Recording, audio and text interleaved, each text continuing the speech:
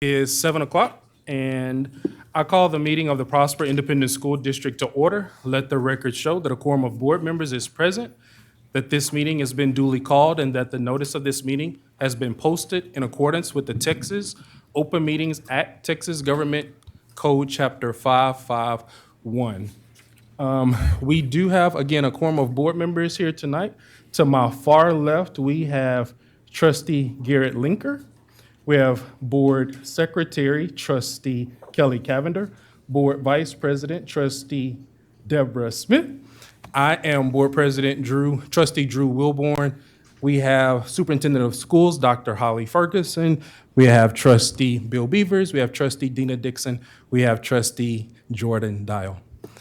Trustee Dina Dixon has agreed to open us up with the invocation tonight. Yes, absolutely. Dear Heavenly Father, we thank you for each person here with us this evening and for all those that share the common goal of keeping our district the very best it can be. We pray that during this summer season, our staff and students who are not currently in school are able to get the rest they need and their cups are filled so they're able to begin the new school year rejuvenated and ready to learn. I also pray for safety and protection for everyone in our community with the current weather and heat. And Lord, lastly, I pray for wisdom and discernment this evening as we discuss the matters before us, and that we have understanding and compassion for all those who will bring their concerns before us.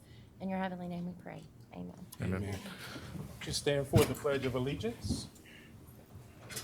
I pledge allegiance to the flag of the United States of America and to the republic for which it stands, one nation, under God, indivisible, with liberty and justice for all. All right, thank you again for joining us for tonight's meeting. Prior to handling the business of tonight's meeting, we are excited to recognize some students. We have some celebrations that we want to do tonight. Are the students here? Are they? Aubrey's back again. All right. All right, there we are. And Kayla, There she is. well, and I would love for the coaches to come up and also be recognized.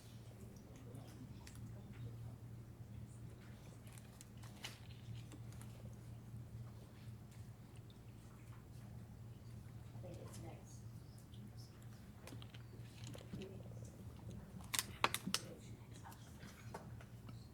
All right, well, back in May, which seems somewhat long ago because we're already in June, but right before the end of the school year, these great athletes and their coaches went down to Austin to go run at the state track meet, which is held at the University of Texas. And it was a pretty exciting time because we continue to get all these great updates of all the major accomplishments of our athletes and how they were performing and really showing out down in Austin and making a name for Prosper. So we certainly appreciate that. Coaches, anything you'd like to say about these great athletes? We're super proud of their efforts, all the time and work, commitment they put in, and to represent our community, and having so much support from our community is amazing. So we want to thank you guys for that and thank them for everything that they've done to represent Prosper. Absolutely. So Aubrey, anything you'd like to add? I know you'd like to speak. Anything you'd like to add? Okay. Tell them how far you jumped in the long jump, because this is impressive. At state, Yes. 1910. Wow. So, okay, tell them what your best for the year. 28 were. Just to let you know how incredible he is, when I was in high school, I think the most I ever got was like 1610. So like, you were like way out there, way past me, right? Like, certainly, we're not gonna long jump against each other. So, great. And Aubrey, what was your time in the 800? 209. Okay, and PR? 208. 208, very good. I'm not gonna tell you what I ran in the 800.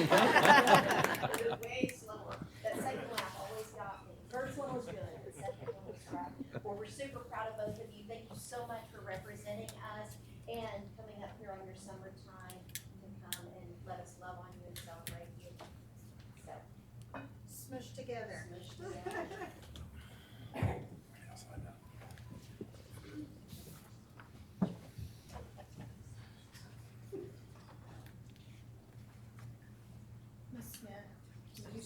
Sorry. I'm used to being on the end, sorry.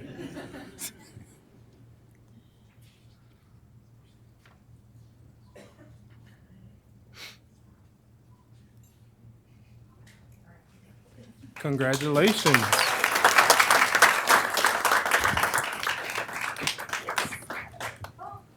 Foolish and eagle. Oh, no. Go.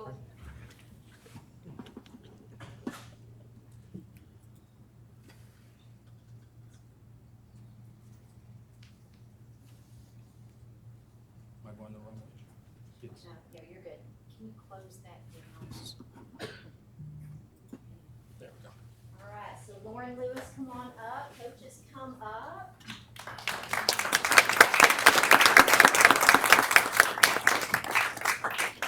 I won't tell everybody what my 400 times. I know what yours is. Okay, so Lauren Lewis went down to Austin, 400 meters. That's one lap around the track. It is an all-out sprint. There is no slow going, right, Lauren? No. You will see this one lady one day, I believe, in the Olympics. Because I want you to tell them how fast you run the 400 meters. 52 seconds.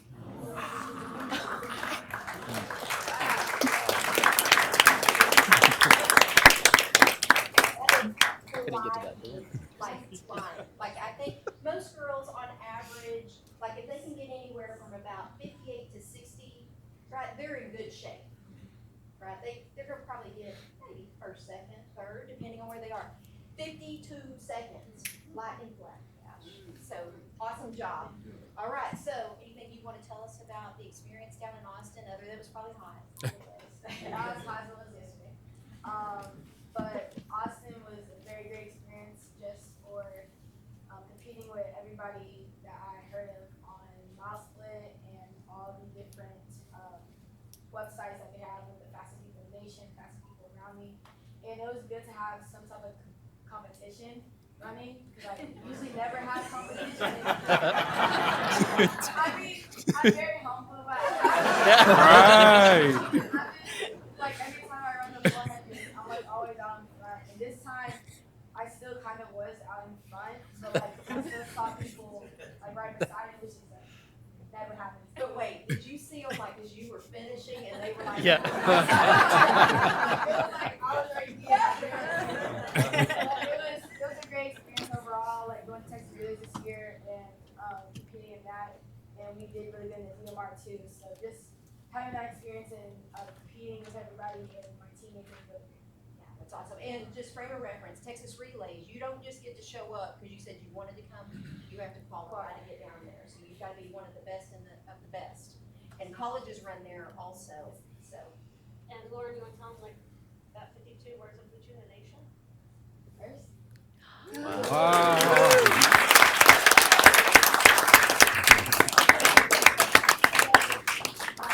Literally the fastest person in the nation. Yeah. No pressure. No pressure. Well, we're super proud of you. Excellent job, and we can't wait to see the great things ahead for you. All right, let's take a picture. You want to get in the middle? Oh, okay.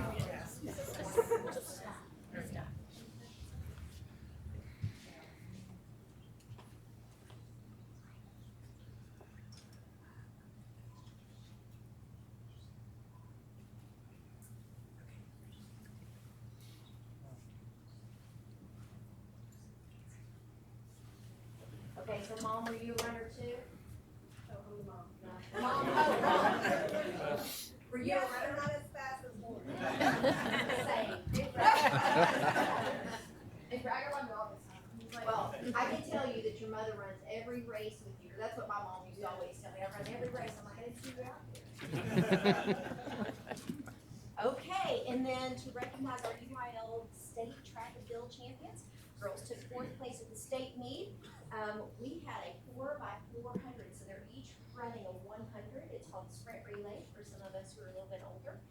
And I'd like Amari and Shiloh and Jordan and Tyler with your paper.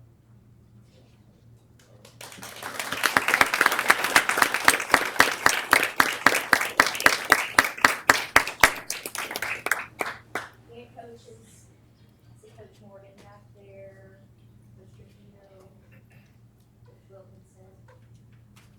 y'all ready? You know I'm gonna make you talk, right? Okay. Right. So it's pretty exciting to watch you girls, especially on Twitter, because y'all kind of became somewhat Twitter famous there for a little bit. Did you notice that was happening? Like everybody was, okay, it was happening. So, so tell me, what was the team's overall run on that? What was, like, what y'all run? 347. Yes. Oh, 4x400. I'm so sorry. That's mile relay. I said sprint relay. They ran a lot more than that. So they all took a lap around. So, okay, what leg do you run? Second leg? First leg. First leg. Okay, very good. Well, anything y'all want to tell us about your experience down in Austin? It was a great experience, especially as a senior, being able to go out there and actually medal. That was really fun. It was actually really nice. I'm the safety program, so going down there as a sophomore was very That's incredible. It's actually amazing what these young men and women do through a track season, because they basically start in the winter, right? Because it's February, January, and you're running and you're getting prepped and ready, and then they run all the way into May is where we hope they can at the state track meet, which is usually just roasting down in Austin. So when you think about what all they've done, and then many of these athletes, not only will they be doing only one, but y'all were in probably multiple events, correct? No? not No? at state. Okay, yes, but prior to that, leading up, right, multiple events that you're running in, and I know some of our girls too, like Aubrey, she's a cross-country runner, so she runs literally all year long and it never stops. But these ladies are in off-season, if they're not running cross-country, still getting ready for that track season. So, super proud of y'all, coaches, great job. All right, picture time. We're going live, right? Because you're the baby.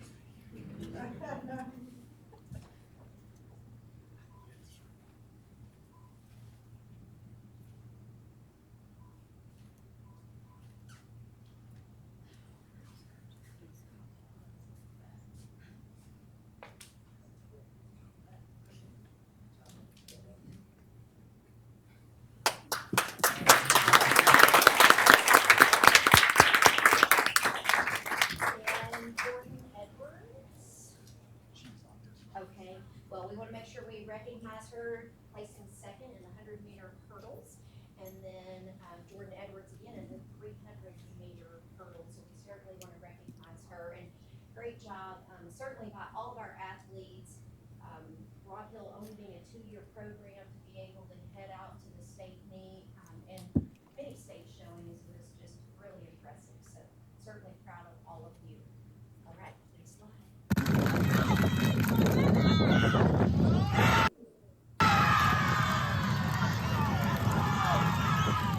All right, Gavin, come up, because we have a video for you.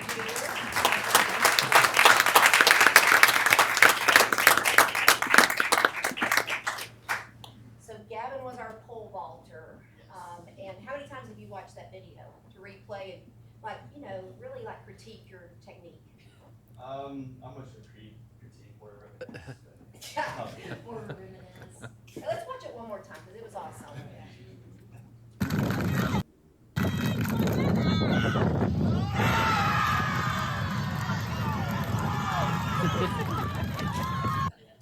I love, Gavin, the way you turn to the crowd to go ahead and let them know that's right, cheer for me. I am now the state champ, and the first one in Rock Hill's history, correct? Yes, ma'am. All right, so it's a big deal. So we're super proud of you. Anything you'd like to say about your experience, track and field, or making it to the state track meet? It's pretty cool. I think Coach Trujillo, you are the pole vault coach, right? No. No. I was their head coach. I helped the pole vault. Okay, all right. Well, you can come up here. You helped. All right, anything you want to tell us, Gavin? Do you want them to cheer for you? Like, just tell me, like, what you need, we're gonna make it happen. Little hook 'em. He's going to Texas, so he was already at home. So.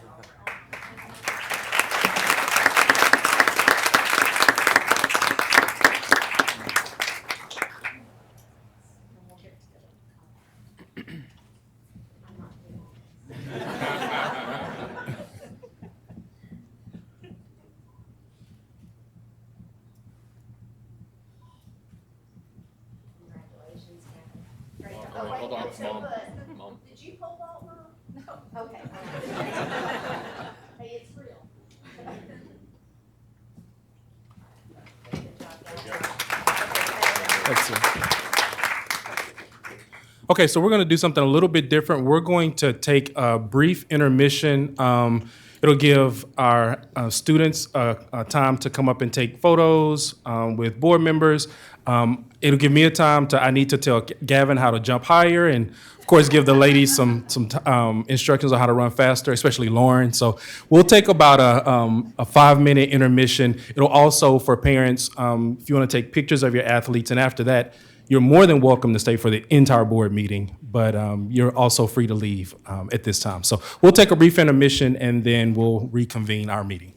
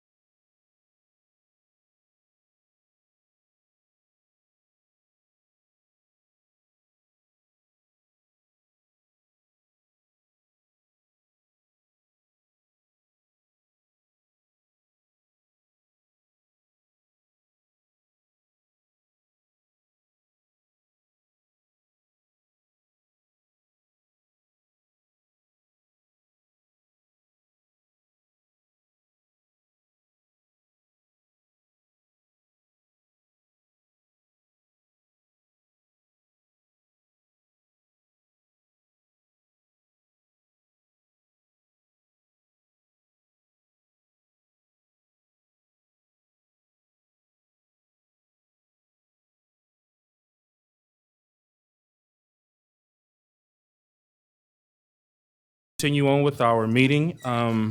We do not have any public comment for agenda items, so we're going to continue on. And we are now at informational reports. And so we're going to have a preliminary budget report for the 2022-2023 school year. Dr. Penn. All right. Thank you. I'm bringing up my bottle of water, so I'm just gonna have to buckle up here. All right. Got a lot going. All right, so thank you. Excited to share the first look at the 22-23 budget for the board tonight. It's really good to follow up with the student achievement piece because that ties the work that we're doing tonight, allocating these funds to all the student programs. So I'm going to try not to get too long-winded, but it is really important just to kind of cover this at some depth. So I want to walk through that. But before I begin, I do want to, this is really a 6-month or so process to get to what I'm about to cover in not too long of a time here. And so I want to just give a note of gratitude to a few people that have been really instrumental in getting to where we are today. So this process really kicks off in about January, even though I could see us starting even earlier next year. But Mr. Cooper really helped on the initial budget planning materials to distribute items to the departments and campuses and gave us a great start. Dr. Bradley working through demographer numbers and allocating where we think the most fastest growing campuses will be, trying to figure out our staffing there to plan ahead, knowing which campuses are going to grow rapidly. A chance to work with the Finance Committee back in April for just early numbers, including President Wilburn and Secretary Cavender with Dr. Ferguson and Dr. Bradley and some of my finance team, and then continuing to meet every 2 weeks or so with Dr. Ferguson and Bradley ongoing. And then also my Director of Budget, Carl Stastny, Director of Payroll, Carrie Croy, Director of Human Resources, Christine Buys. Just a lot goes into building what we have tonight, especially on the staffing end, which I will go through in a little bit. So I know it's a lot right there, but I think it's important just to share the amount of work that goes into getting here tonight. So kind of the layout of tonight is we're going to go just a super quick refresher on school funding and how it works, preliminary look at tax rate and how that will work for us, revenue projections and expense projections, and what does that look like on the fund balance over the biennium. It's good to look at things in kind of a 2 to 3 year slot, and then what the next steps would be. So the next couple of months, but then really also going into next year. That's the layout for this evening.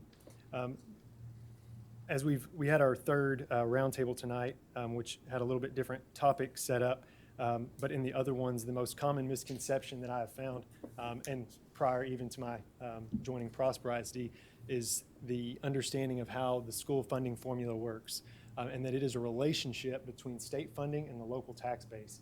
And so when taxes go up, that does not generate, on the maintenance and operations side of our budget, which is what we're focused on tonight, does not generate additional revenue for the district. It does reduce what the state pays. And so we'll walk through some of that.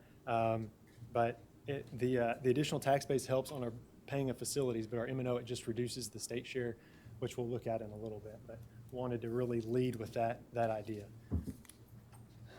Walking through tax rate.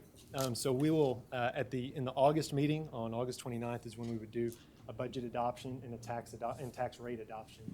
And so I'm going to walk through these tables left to right, kind of the tax rates and what they're used for. So on the left, you'll have the historicals from 2019 and before. We were at $1.67 for quite some time.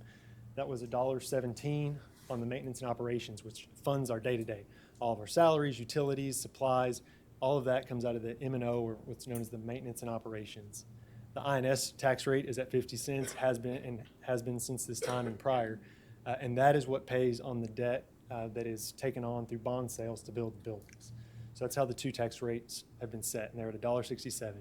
Then House Bill 3 came out and began the tax compression on the maintenance and operations. So as tax base goes up, the tax rate goes down. The values are going up faster than the rate drops, but that is set by the state. And we'll talk about that in a minute. But you can see how our tax rate has dropped each year on the left.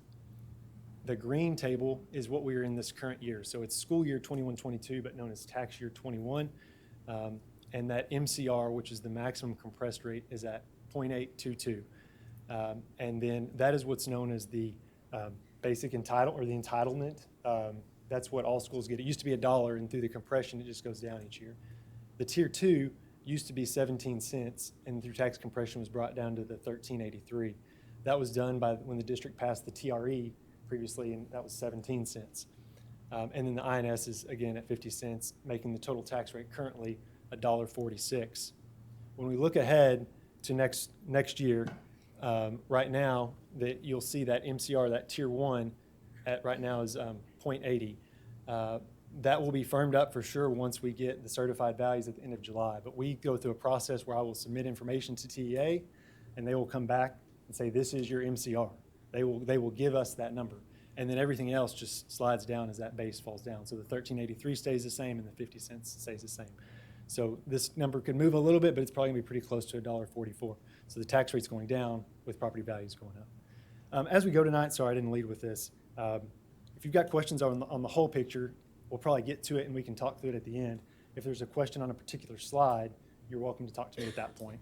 But if it's kind of the whole thing together, it may help for me to work through it all. So talking through some revenue highlights, we're anticipating a growth of 2,600 or more students working from the demographer numbers. We won't have all 2,600 students on day one. They come to us over the course of the year, and we're actually funded on attendance, or average daily attendance, and not enrollment. That is done by each 6 weeks. We get what was the average attendance, and those are worked together through the formula to give us our funding. So we have to know that we're not going to have 2,600 or more until the end. And so we work off of a ratio with that. I am under the assumption that student attendance is going to improve. So we generally have been about 96%. This year, we were generally at 94 and 95, minus the 4-6 weeks when the COVID outbreak. That brought us down to about 91%. The state came through with some hold harmless. Didn't work quite that way, but did assist us and this across the state for the first 4-6 weeks. So we are hoping to see kind of a more normal return to attendance this year.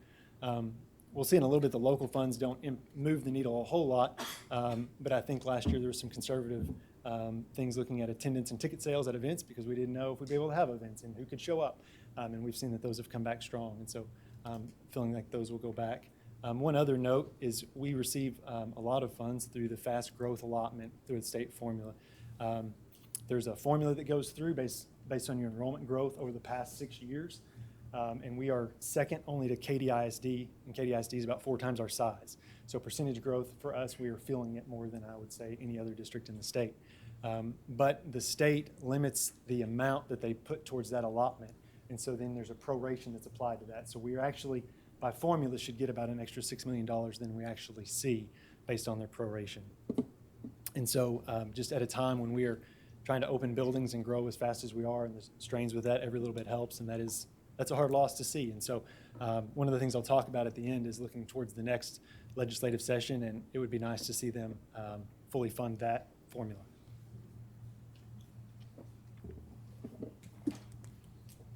The numbers on this one.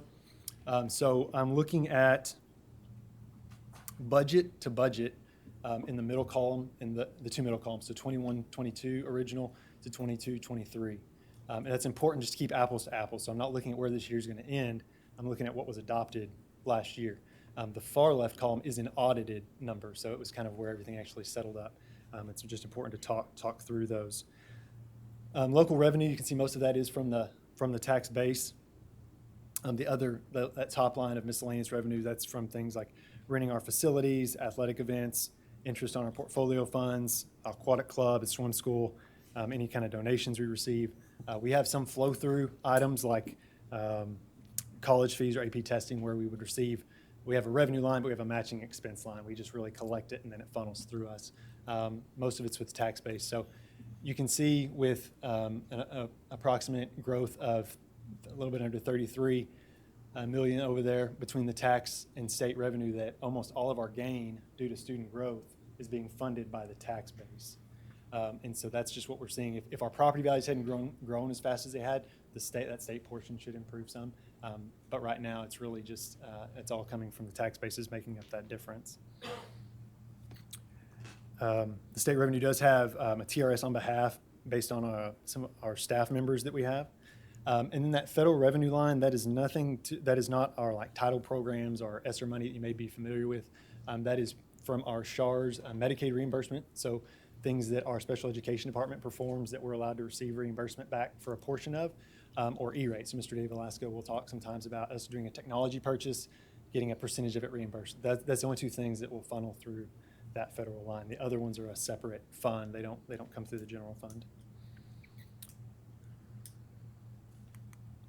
All right. Additional expenses or new expenses. So these would be expenses that we have not had previously or we're modifying the amount. So about 330 additional staff members are going to be added to our since the 21-22 budget adoption. This is at a cost at about $25 million from the staff raise that we picked up at the end of this year, and then the new employees. It just does have an average breakdown cost of employees, just for your reference there. One of the big goals that the district had was to work on some of these larger student to teacher staff ratios. So at our faster growing campuses, we have staffed them at a lower ratio than we have in the past, with the hope of reducing some of these class sizes and the class size waivers that have come forward. Just a quick rundown. I'm working off of number 329 instead of 330 if you're taking notes at home and adding these up. But about most of these you'll see are really in support to classroom or student roles. But 13 of these are professionals on campus. So this would be, and these are campuses that have grown really fast or new campuses. So that's kind of the numbers to think of on these. So principals, these 13 are principals, assistant principals, or PLAs, which are kind of like a teacher/assistant principal helping out on the higher enrollment campuses. So these have mostly been at the high schools and Hall, and then the elementaries that were large enrollment. 10 are in the group of counselors, nurses, and librarians. 35 are what's considered professional non-campus. So they are coordinators, instructional coaches, DIAGs, speech pathologists, LSSPs, and then any support in the technology, business office, HR, things like that. So then that leaves 271 positions, which 83 of those are support staff. Most of these are aides for the SPED department, blended pre-K, or new paraprofessional positions that are serving Hall Elementary.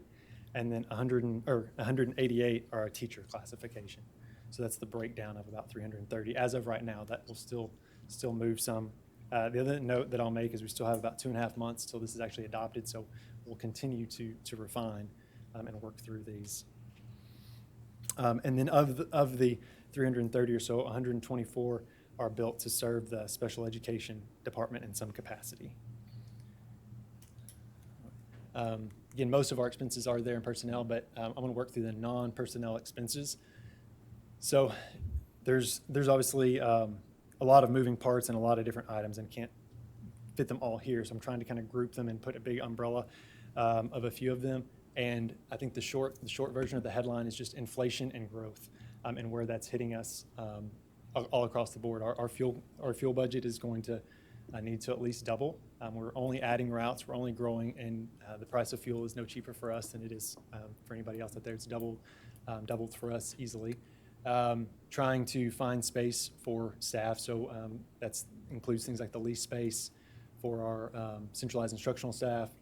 We have increased our custodial contract as they've picked up some more of our campuses. That has been offset partially by some of the staffing that we are no longer work for us, or supplies that they are now purchasing that we are not. So portables, purchasing, moving, setting them up as we open campuses. So some of this is also planning ahead to next summer, because next summer we'll be on this budget. So when we get ready to open 3 schools, we are fully aware that we'll probably need to do another summer shuffle of where all of our portables are located. Cost of furniture, so we also buy lots of furniture to fill these spaces up that are not included in the bond. So every time we, fill up one of these portables, or we turn a closet into an office, which we're doing all over the district, we're trying to put furniture in those spaces.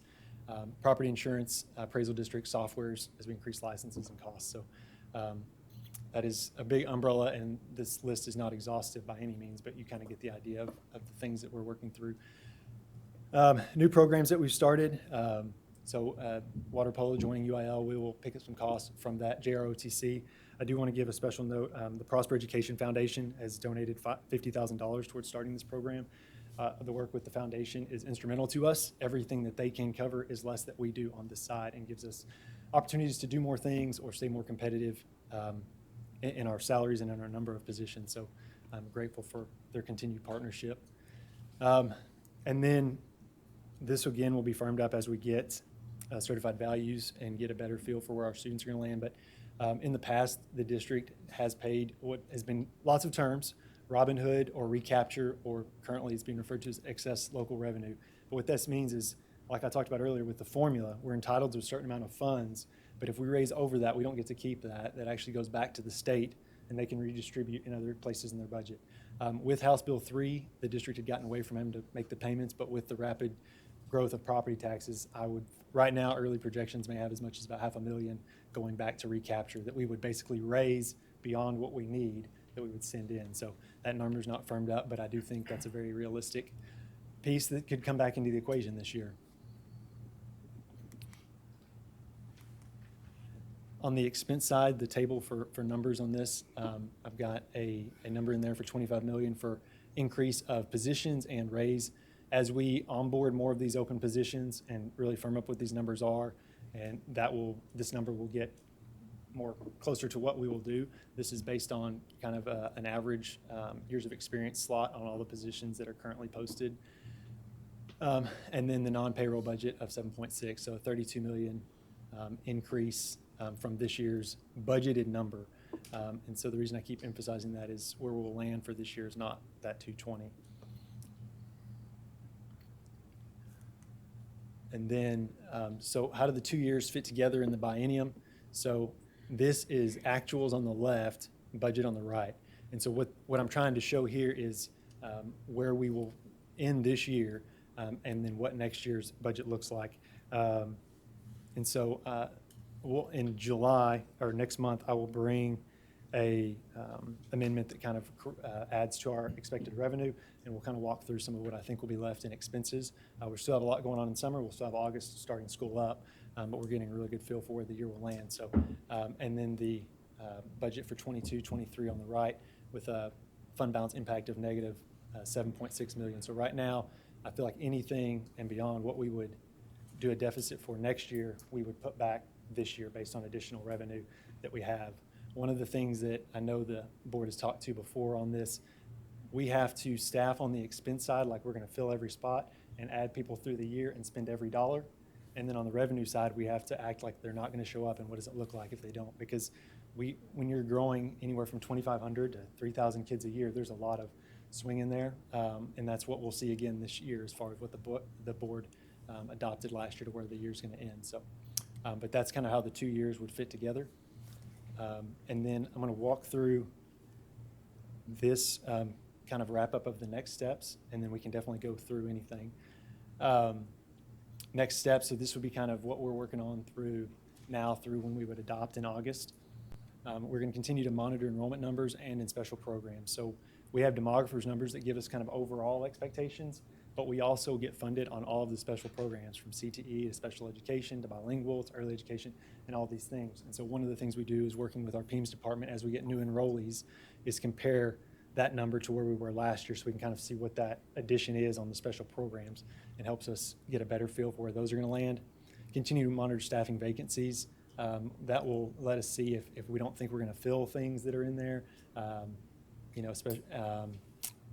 and then as we get new hires, we get better costs associated with every individual, and then continue to comb through some of those budget requests. So one of the things we try to do when we can is if we have a year where we think we're going to put some back, can we go ahead and take care of some of those needs now this year? We've been doing that already for a couple of months. Some things have to be next year just because of the nature of the item, but that's what we're working through, and we'll continue to work through August.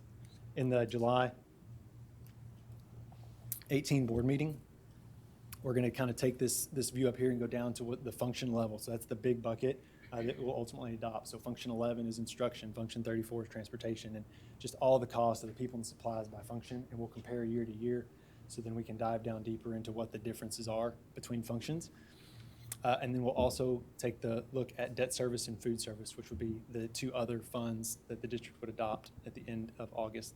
So debt service is pretty much going to be set for us based on the bond sales. As far as the expense side, we will just get a better certified number, which wouldn't be till after the July meeting, so in August, but get a better certified property value number that would actually tell us kind of what the revenue would look like on that side. July 25th is an important date that we would get the certified values from Collin County Appraisal District and Denton County Appraisal District. Generally, by the time you get certified values, you have less than 5% still under protest. I know that at least one of the appraisal districts is filing a waiver to try and get it to be at 10% or more because they just can't get through the process fast enough. And so that becomes harder too because you're getting a certified value that's not really a certified value. But that is the nature of school finance and how we work through it. So this will not, again, fluctuate a lot on our state aid, but it does have some bearing on our interest and sinking budget and recapture as well. August 5th, that is, again, I mentioned that we actually received that maximum compress rate from TEA, and it is driven by the certified values. Once we give them the values, they will give us what they think our tax rate should be. And so if you don't appeal it, within 10 days it becomes final. So that would really be what I would need to get the tax rate. We'll publish something in the paper, and then on the 29th, as a part of the meeting, we'll actually have a hearing that adopts the budget and the tax rate. But again, just emphasizing that that comes from TEA based on the property values that's set for us. And then I think we're always looking a couple years out, and we've done that in the Finance Committee as well, looking out a couple years. A couple of things that will be coming on the radar looking forward ahead. So we and every other district in Texas received funds through the Coronavirus Aid Relief and Economic Security, the CARES Act of the federal government. Through Texas, it came through a program called the Elementary and Secondary School Emergency Relief, or ESSER funds, which you have probably heard of, and I know we've had some conversations on those, which is kind of a multi-year program. So depending on where some ways we structure it to make the most sense for us, we would probably have $5 to $7 million going into next school year, but that would be the final year for the majority of those funds. And so that's why we're always looking out and making sure we have a way to move back over, so that you'll hear the term fiscal cliff a lot, that schools that they talk about making sure they don't mismanage that money so that they can withstand it. And that's where we kind of do 2-3 year lookout to make sure that we can move everybody back over. There'll also be a legislative session next spring. So things like the basic allotment, which is what we get per student, the way they treat recapture, the way they treat tax compression, or any of these other things in the formula will be things that we'll be working on while we're developing the budget. Unfortunately, that's the way it works. As they're passing these things, we're in the development process trying to guess how that's going to shake out. So every other year, a legislative year is always a lot for us to work through. And then one other note that I did not have up there, I meant to, but in the fall of '23, we're also planning to open 3 schools. We would have 2 elementaries and the early childhood school would all open that year, and Dr. Bradley, I know, is bringing some information on those tonight. The staffing of those, we talk about these 2 buckets of the maintenance and operations and the interest in sinking to build it. You know, the district is almost about to see kind of this switch of, for the longest time, we couldn't have the property value to build at the rate we wanted to. And now with the property value, we're going to be able to build faster, but now we're going to, this flip of the maintenance side of being able to staff it well. So it's a constant back and forth item, but it's a lot harder on us when we open 3 than when we open 1. And so we're already looking ahead to some of those items. And I appreciate, I was trying to go quick, but I also wanted to be thorough on this. I welcome, that's going to conclude what I have, but I welcome any questions, and I'd be glad to help if I can. And then if it's very in-depth, or if it's too in-depth, or if I don't know it offhand, I'll be glad to get back to you on it. Questions for Dr. Penn? Yeah, Dr. Penn, thanks for a very thorough presentation this early in the game, and so appreciate you always having that look at. Dr. Ferguson, you know, really the question for me is, you know, we're talking about the district losing money, right? The $6 million from the fast growth allotment, the 5 to 7 from the ESSER funds. Obviously, the ESSER funds are for specific things, but our goal as a board in this legislative session is to try to offset what we're seeing there or make impact there. And so for our community, just like we talked about in the community roundtable, reaching out to your legislators to speak about that would be a beneficial thing for our community to do as well. Definitely, and I will say I want to give a shout out to the board sub-finance committee, because, and Dr. Penn, really looking at a 3-year look to go, okay, what's going to happen because of the need to staff these buildings as they open, because as Dr. Penn has shared multiple times, it's personnel is where we spend the majority of our money, and we've got to stay on pace with our competitors around us when it comes to salary and compensation packages, and that's a challenge. But he's done an absolutely outstanding job of really making sure that we're stepping all the way through, looking at every single thing we can and turning over every single stone so that we're set up for the best that we can. But with the legislative session coming up, we definitely need to be active, because what we don't need is that more money gets cut. Yeah. I think in it, there's a lot of just kind of how you label it or what pot it's in, but everything from fast growth allotment to the basic allotment, which is just students in attendance, to wait for different program. That's the other thing that we face, is sometimes they will come up with mandates and good ideas, but they won't fund it, and it will require us to find the funds for it. So anything that we have on there helps on that front, no matter whether it's through the basic allotment or through various other funding grants for different programs that they have, initiatives that they come up with. The main thing is that if there's any kind of requirement that we're hearing about, what's the funding that goes with that, if they're going to expect us to fund that, would be what I would say on that. Thank you, Dr. Penn. Other questions for Dr. Penn? Well, this agenda item is informational only, so there's nothing to take action on tonight. As Dr. Penn mentioned, he'll come back later in the year for us to look at a final version and take a vote. Thank you for that, Dr. Penn. Agenda item 6B is the demographics report. Is that Dr. Bradley? No, we're just at the first quarter of numbers, and so we were just going to report out on where we ended the school year, because those are factual numbers. So we ended the school year with 22,652 students total, pre-K through 12 in Prosper ISD, and what we saw is a year of growth that equaled 2,949 additional students, which is an all-time high for Prosper ISD. We'll continue to look at enrollment as our returning students and then our new student enrollment, and we'll be able to give you a little more insight into that as we move forward. But certainly that's where we are right now. And the one thing is we don't usually lose a ton of students. We usually just gain. Perfect. Which is why Dr. Penn was talking about additional staff to help with some of that high growth. Sounds good. Thank you for that enrollment update. All right, item 6C. 6C is a construction update. Now we are at Dr. Bradley. Sir, I don't know if you want to play the video with the music tonight, or you want me to just hum that, or we? Okay, all right, I'll just, certainly the board has seen the report that Huckabee and Pogue have provided us. So just by way of information, we have what we call OAC meetings, or owner, architect, contractor meetings, once every 2 weeks on every project. And so that happens, like I say, bi-weekly, and soon there will be a lot of meetings going on at the every 2 weeks. And so from that, we twice a month are checking in, and then ultimately this report is produced for you. But speaking to our projects going right now, Joyce Hall Elementary is on track. I'm pleased with where it is. I walked it last week, and it's come together at the end. It has been a challenge. The market is crazy, as you all know, and we've talked about it, and we'll talk about it again here in a little bit.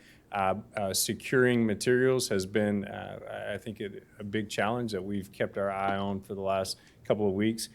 We are down to needing 6 AC units, so the rest of them have been delivered and installed. We've had to put some temporary AC units in the building so that we can get carpet and everything in and not have to deal with it being 105 inside. And so those are some mitigating measures that we've had to take here that we don't normally have to do at this point. But everything is on track there. And I believe, we are going to finish strong. And when we come back from the July 4th holiday, hoping we can get our campus administration in there.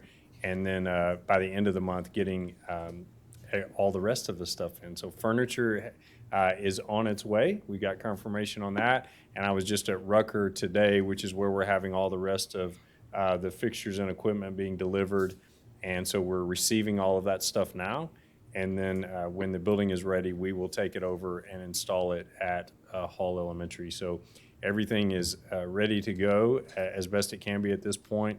Like I say, just those few remaining AC units are kind of the last big item that we haven't checked off yet. And so I feel good about where that's at. Walnut Grove is ahead of schedule. We have benefited from, there hasn't been a lot of rain lately, so maybe that's not good in some ways, but for us it has been helpful. and Pogue has done a good job of pushing forward while we've had weather that was advantageous to construction. And so it is clearly ahead of schedule. I think if you've driven by it, you've seen, compare where we are now versus where we were with Rock Hill. There's a substantial difference, and so that's a credit to what's been going on there. So any time you can make up on the front end of the job gives us a little more breathing room on the back end of the job. And if you'll remember, we actually started Walnut Grove a little faster because it was difficult. We learned to get furniture in 600,000 square feet and technology and all of those things. And so I'm pleased to report that it is not only would it finish earlier anyway, it's ahead of schedule right now. So we're doing well on that. And then two more things that are not on the board update. Here in a little bit, assuming that you approve the GMP for the Early Childhood Center, Early Childhood School, it will break ground on Thursday. And Elementary 16 will break ground this week as well.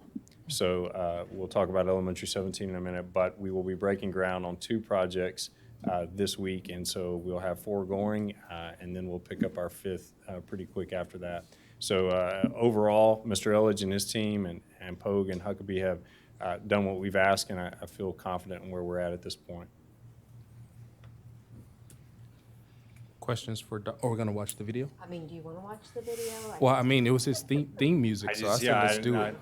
If you'd play it when I walk That's up. why I I'd started feel playing better. it. I say we do it.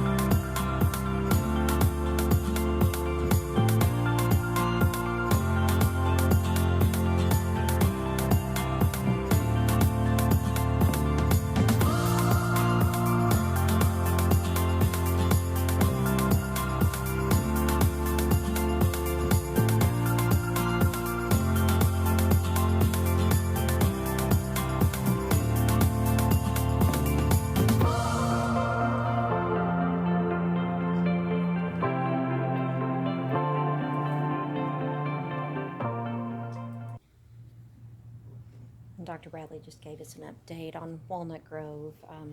If you've driven by there, it's pretty impressive what you all are pulling off and how quickly it's happening. So thank you.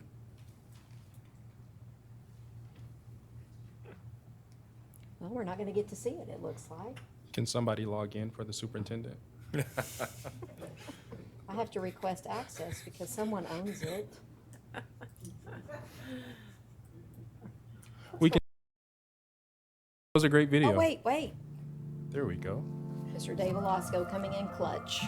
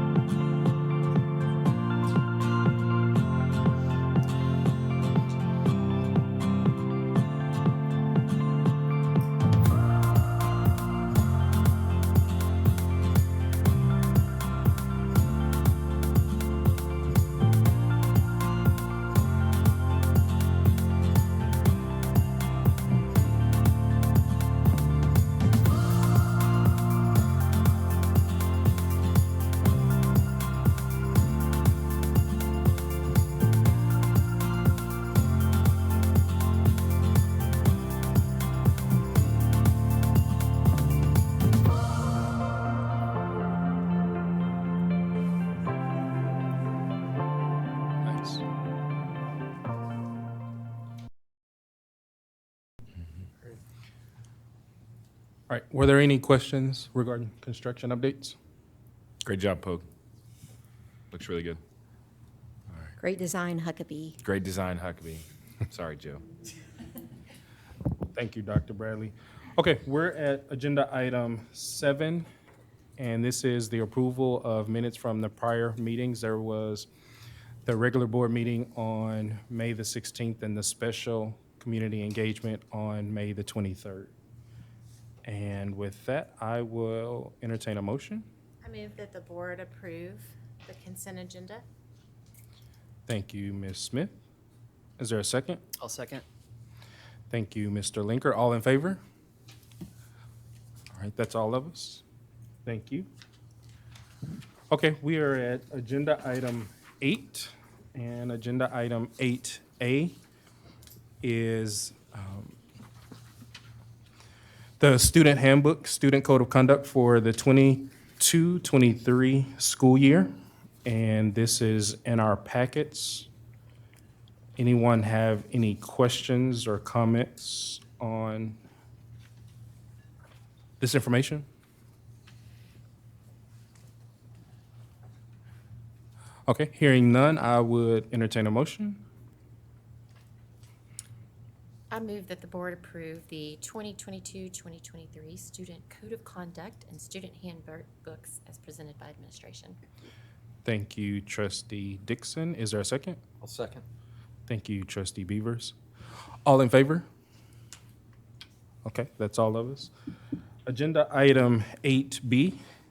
This is the consideration and consideration and possible approval of the expedited waivers as granted by Texas Education Agency. This information is in your packet as well. Are there any questions about these expedited waivers?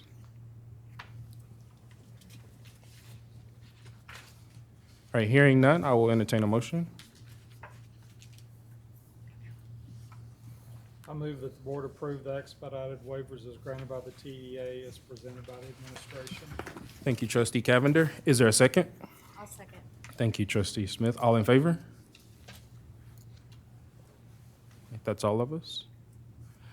All right, agenda item 8C is the consideration and possible approval of updates regarding board policy EIC local.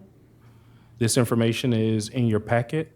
Are there any questions or comments regarding this update?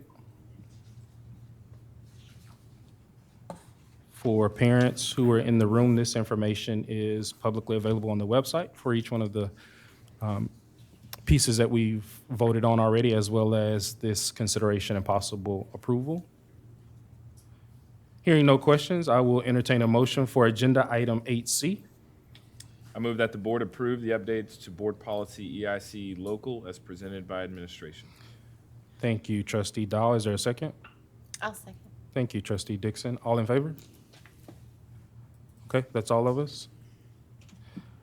We're at agenda item 9. Agenda item 9. Dr. Penn's coming back for round 2. For those of you that didn't get your fill, and I could tell that you were wanting some more financial information. You're I back. see it in your eyes, so the crowd demands it, I bring it, okay? Thank you, Dr. Penn. Thank you. I'm here all week. It's okay. Sorry, Do you have music? sorry. No, I need a theme song, like Dr. Bradley. One day. One day. All right, so this is our financial presentation through the month ended of May 31st, 2022, beginning with our portfolio of funds. So our bond funds are currently at 127 million. This pays for the construction of our buildings. The board authorized a bond sale last month. Those funds should settle in July. So you'll see those in this line in the August meeting. So that's where those will go. The general fund is at 162 million. This represents our cash on hand from this year and our fund balance of about 108 million. And so 108 million, again, represents about 6 months of expenses for us. The requirement is 3 months. I think it's healthy for us to keep at about this 6-month range, just because we know there's so much changing here so regularly with either opening one school versus 3, or if students' enrollment is ever not where we want it to be. It's just good to have a little bit extra buffer there. The cost of everything that we're facing. So it's good to keep that. But that is what that 162. That 39 million below it represents the interest and sinking, which pays our debt service payments in August and February. So it's got a fund balance of about 15 million in it right now, and the other 24 million would be paid this August. Again, having fund balance here allows flexibility as we're building and the uncertainty of property values, food costs. So this brings our total portfolio to about 338 million total. Going into our general fund, again, the taxes are mostly in. The tax office is maintaining some. They're having various settlement cases, and they're working through a lot of that, so they still have a little bit held on. But again, most of our taxes are in. In fact, the only revenue that is under budget right now is the state program, but that's due to about 40% to come in over the next few months. So we get anywhere between 10 and 15% or so in June, again in July, and again in August. And then there'll actually be a settle up in September. So if we've outgrown what was the anticipated from the state, then we'll actually get a little bit more that would count towards this. So that's the revenue adjustment that I will bring you next month. But all of that is anticipated to come in, and then some more beyond that. So no problem on hitting our revenue projections for this year. And then when we get into the expenses, we can see our payroll is at 76% compared to about 82 last year. So under on payroll, and then again, when payroll is under, then the whole side will be under at 74%. So we'll also have some left on the expense side for this year. So having a good financial year on everything compared to our projections. Very pleased with where things are going on that front. Again, on the athletic fund, a little bit of change for some activity in May, but not a lot. To remind you, the revenue side, so the revenue is at 761,000 for the year. Most of that is the gate money. This is gate money from various events that the district has. And then a little bit on that state program, again, for the TRS on behalf, which is the state's portion of retirement for the game workers, basically the time they worked the games. And then the expenses are at 404,000. That's made up of paying the game workers and then also paying the officials. That's the difference in the payroll cost versus the contracted services. Whether are they an employee for us or are they not? But they were paid to put on these various events. And then leaving a surplus budget of 356, almost 357,000 in there. Food service, bringing in additional revenue and expenses than what we're currently budgeted. So food service has been difficult. I say difficult, they're performing well, but just the budgeting on this, if you think about what does food service look like the past 2 years with various virtual schools and kids not here, and then also being our first year with Aramark, working through that. But we've served more meals than were anticipated. This is funded almost purely, minus some catering, almost purely on what's called a meal equivalency rate. So as we're not serving meals, then there's really not much in the way of revenue or expenses for this budget. So we've got 8 million and a little over 8 million in revenue and a little bit under 8 in expenses. The expenses have exceeded the budgeted expense, and so we have a budget amendment coming up later in the meeting. It's really more of an accounting measure at this point. It should settle up over the course of the summer, working with our third party, but because of this time exceeding it, we want to do that. In addition, we can talk about it when we get to the amendment if you'd like, but there's also a piece of equipment that the kitchen at PHS is needing to replace that would also be a part of that budget amendment. But that still leaves 80,000 to the positive for food service for the year. Debt service really still looks the same as it's looked the past couple of months. So the tax base in minus a little bit being withheld from the tax office. And then the 40 million there is the payment made in February, and then the 24 will be the payment made this coming August. So that one's going to keep looking that way until August. And then a quick update on the financials from the two ongoing projects currently. Just a reminder, so 85% of Hall's expenses are done. We'll continue to wrap up over the coming months after the school opens, but that project is continuing to move forward with about 3.7 million still outstanding on that construction contract. And then Walnut Grove's at about 60% still remaining on that project as well. These are tied to the updates that we just saw. And that concludes this month's presentation of the financials. Welcome any questions. Question. 2022 financials.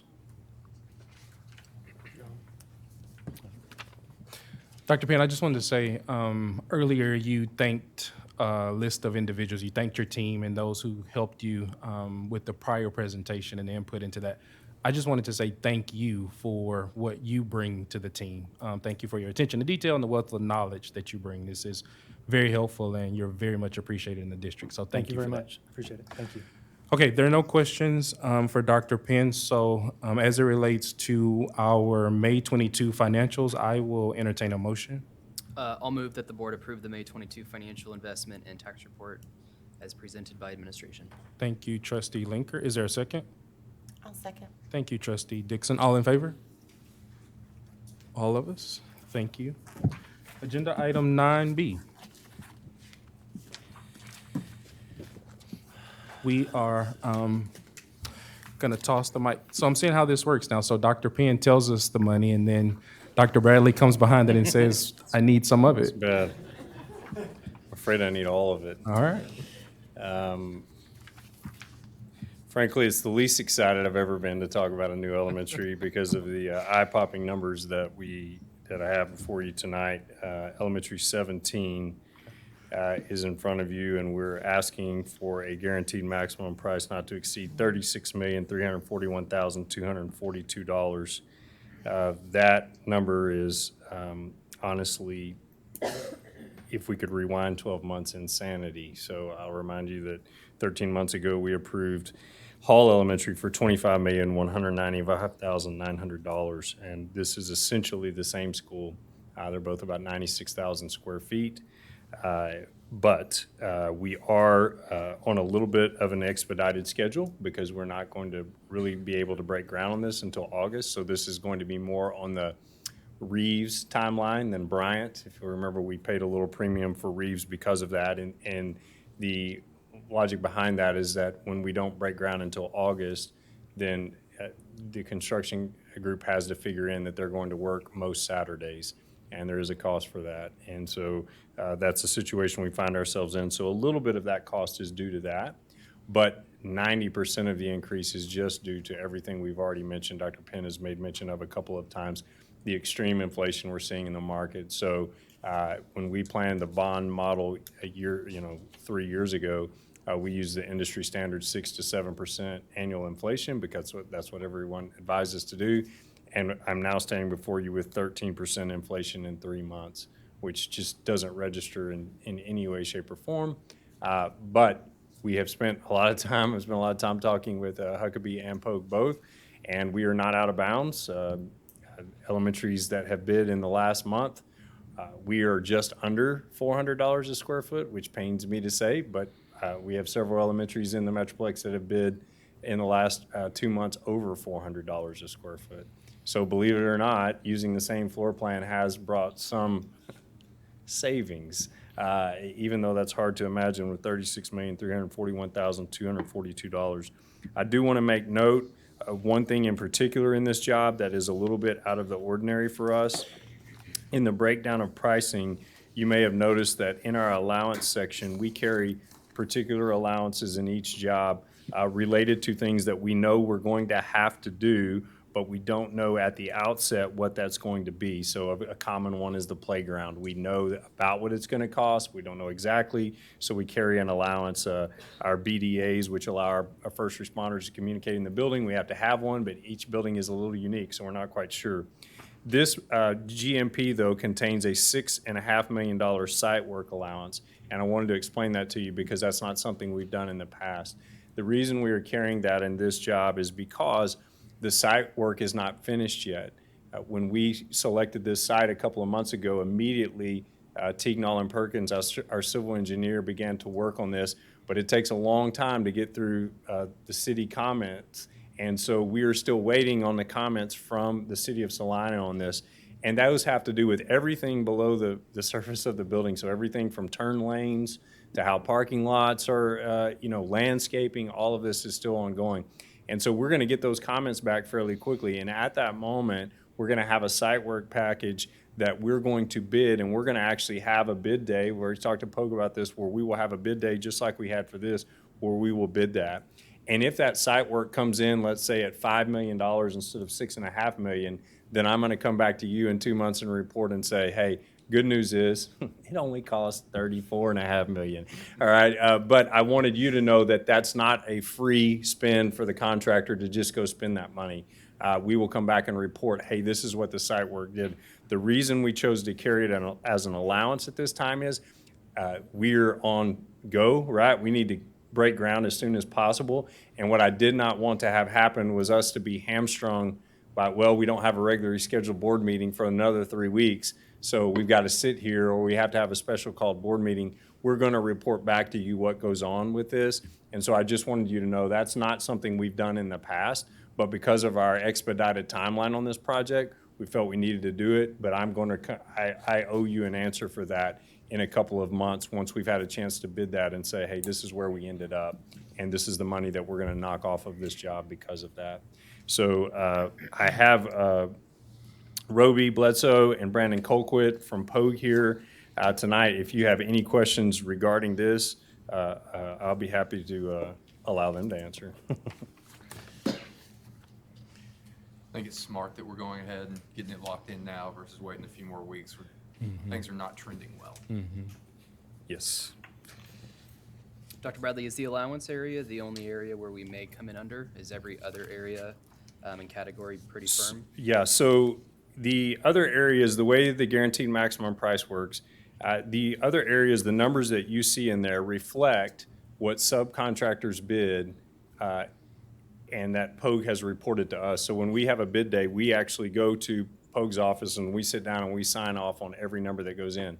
But what happens after that is Pogue begins to buy out the job and sign those contracts. If we find in there that, hey, we had originally put $4 million for concrete, but after vetting this all out, it came in at $3.9 million, they owe us that money back. And so when we go through pay apps, we're looking at that. And so they have to report out where each expense is. So it is possible that some of these other line items would not be what their cost here. What you're approving is that we cannot go over these. Every job that we have done as a guaranteed maximum price, with the exception of one in the last decade, we have received money back.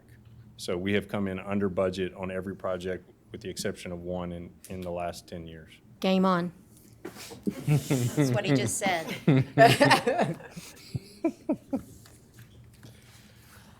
Any other questions for Dr. Bradley or for the Pogue team as it relates to agenda item 9B with the GMP for elementary number 17? All right, hearing no questions, I will entertain a motion.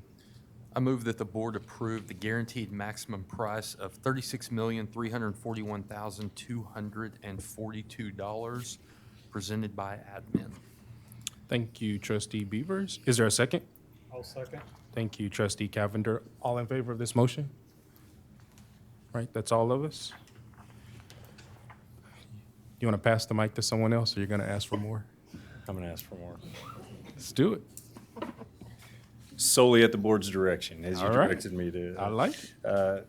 So the next one we're looking at is the early childhood school.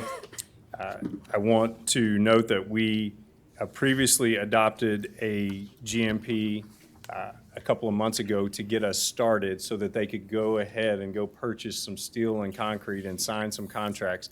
That number that we approved a couple months ago is inclusive in this total number, okay? So this is now the total. So that was not over and above. That is included in this. And so as much as this price is painful too, I want you to know that this building, you saw it last month, some renderings of it. This building is not, just want to make mention again, this building is not like our elementaries. So even though the site is of similar size, the design of this building is completely new and specifically designed for 3- and 4-year-olds. And because of that, there are some expenses that go into it that wouldn't go into an elementary. And this building was designed to hold 754-year-olds, which sounds amazing, right? And it's going to be a fun place. There are a couple of, again, just want to point your direction the allowance section. There are 2 allowances that are a little bit larger than we normally carry in a budget. We have $500,000 for the playground courtyard allowance and $500,000 for the experience room equipment. And I just wanted to notate those again because they're not common. But if you'll recall in the design of this building, all of the outside play area is completely contained in the building. So there is no, we don't go outside to go to the playground into a fenced-in area. Did that for a lot of reasons, this site. One, it was tight. Also, 4-year-olds going across parking lots to places probably doesn't sound like a great idea. And so everything's contained in there. So what we have is a very large space in the interior here. And we've been working with some design elements that I think, frankly, I think this is going to be one of the coolest areas in the district, this massive playground and outdoor learning space for our youngest kids. And then the experience room equipment, there are 3 rooms in this facility that are going to be finished out at, I would say, kind of a children's museum quality. And these are experience rooms specifically related to things that 4-year-olds would find intriguing. And those areas are having to be designed a little bit separately with a consultant. And so we don't have the cost nailed down on those just yet. But everything else in there is pretty straightforward. This building looks different than our elementaries. It acts different. I want to remind you that not only will this serve our 4-year-olds and 3-year-olds, there will be a lot of students that will be coming in to get evaluated under our Child Find programs. And so this building basically has controlled entries at 2 points so that we can allow people to get the resources they need without entering the rest of the building. So there were some design elements that had to be thought through on how this building is going to function.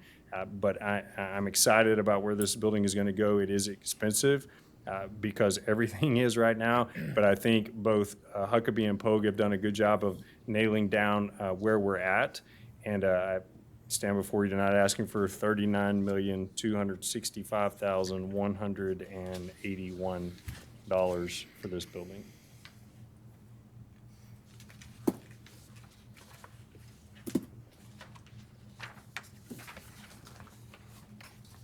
What was that number again for early childhood? $39,265,181. That is the total GMP between the two. Sure it's not 38 million? 819,200. Yeah, that's. It is 38 million. Look My at that, we apologies. just saved money. You just saved Yeah. money. I like it. That's incredible. Can we negotiate you down a little bit more? Way to go, Pogue. Way to make that work quicker. 25,000? You sent me the Just update got and I cheaper. did not. Your number is correct. Okay. That was a change we made after All right. this folder. I apologize. Thank you for that. It's good. Saving money I every day. think we all started sweating. I was You like, should do that every time, Dr. Bradley. Save more. Great stewardship. Yes. Any other questions for Dr. Bradley or for Pogue as it relates to the GMP for the early childhood school? All right, hearing none, I'll entertain a motion. I move that the board approve the guaranteed maximum price of $38,819,200 for the Prosper ISD Early Childhood School as presented by the administration. Thank you, Trustee Dixon. Is there a second? I'll second. Thank you, Trustee Smith. All in favor? That's all of us. Thank you for that. All right, we are at agenda item 9D, consideration and possible action regarding a budget amendment.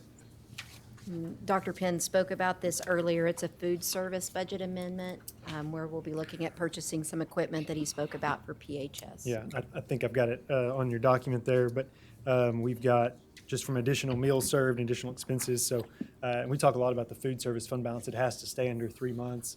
Anything has to be put back into the program from equipment. So this is all that is. It would be that reducing or increasing the expense based on increased revenue and then dropping what the anticipated fund balance add was. So we still plan to add to fund balance. And again, more of an accounting measure at this time. This program kind of settles up over the summer with our work with our third party, but this just basically makes it match to where our financials are for the past month. It includes a heating and cooling food holder at PHS. So Any questions regarding this agenda item? Okay, I'll entertain a motion.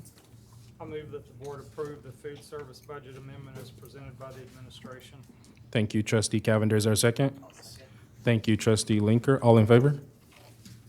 That's all of us.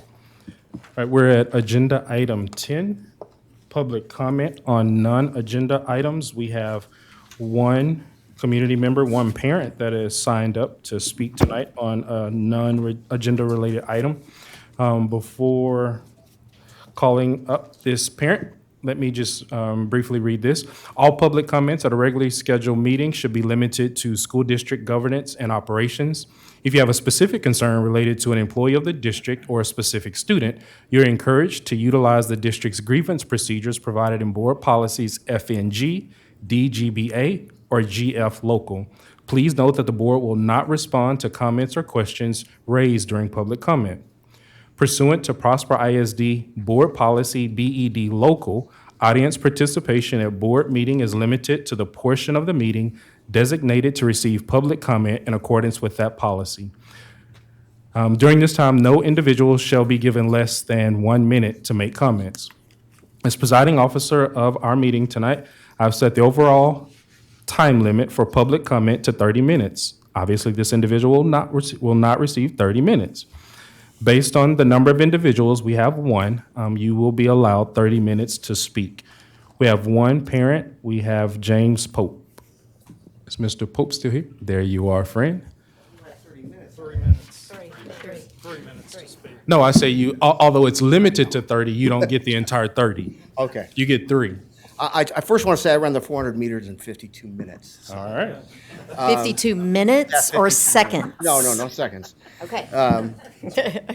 There was a meeting today regarding the safety of our schools.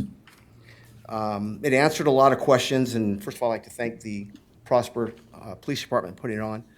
I'm sure it also brought up some more questions. The open forum normally allows us to speak directly to the board and district. We cannot ask during a normal board meeting. I hope in the future the forum is a little bit more Q&A. I know that time is limited, but I think parents need that opportunity as well. Because courage starts with showing up and letting ourselves be seen and heard. Thank you again to the district and board for putting the forum together. On a personal note, it seems violence is increasing and human life itself has lost some of its value.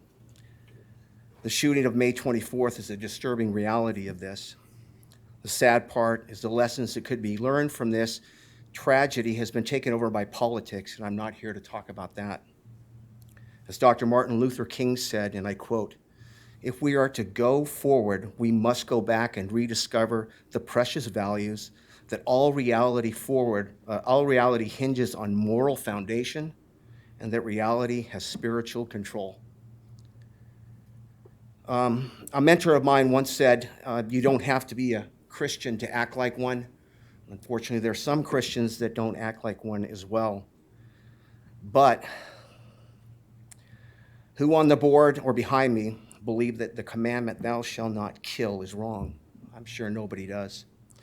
When I was in school and the school called my parents, they would ask, "What did I do?" Today, it seems more parents want to know what we have done to their child. It's hard being a parent, and it seems easier to be besties than to be a parent. Not all parents, I'm just talking about some. Our youth play realistic video games where you shoot anyone in the way, men, women, children, and cops. We need to explain to our children that if someone is thinking about murdering kids or teachers, you can't hit the reset button and the game will not start over again. If a child seems depressed or lost and isolated, do not ignore it. You need to reach out and communicate and ask for help. We understand that schools cannot control what happens at our schools, but we can, in a lot of ways, control what is happening on campus, which again could influence what is happening at home. Teachers need to teach. We need to stick to the basics. Being a teacher is hard enough. We must not add non-educational material to an already tough job. We are lucky to live in Prosper, and in the most case, we are lucky to have a great district. But we must face the reality that we are not in a bubble, that outside evil forces could strike at any moment. We cannot put our price tag on the safety of our kids, teachers, and staff. Thank you. Thank you. Heard that. Thank you. Thank you very much. right, the board will now go into closed session in accordance with Texas Government Code Sections 551.071, 072, 074, 076, 082, 0821, and 087. When we're finished in closed session discussions, we'll return to open session to take any action that needs to be taken. The time is now 8:26, and we'll go into closed session.